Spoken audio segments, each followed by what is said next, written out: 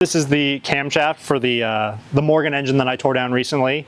Kind of flattened one of the lobes here, so that was one of its problems, but give you a kind of a tour of what we've been working on in the shop as of recently.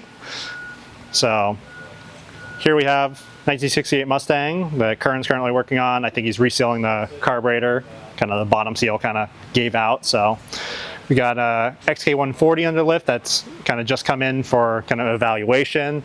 On the top of the lift, we have 61 MGA that's kind of back after its 250 miles after its initial kind of engine rebuild. So it's came back in just kind of for checkup, making sure everything's kind of okay with it, oil change. So as we're going, TR6 also just came in for eval, been sitting for a little while. So gonna kind of go through that one. The TR1800 back there is finally kind of moving towards the door, kind of had it running, driving around. So kind of final touch-ups on that before we kind of do the final cosmetic stuff. Morris Minor pickup truck came in for kind of initial service, kind of found a fair amount that needed servicing on it, so we're just kind of waiting on the customer for that.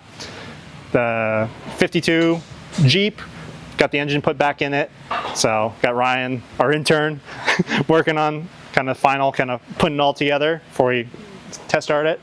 67 GTO, kind of been a project, kind of putting it all back kind of the standard, kind of a whole bunch of different kind of subsections on that we've been working through, brakes, AC, kind of new intake, so working through all that.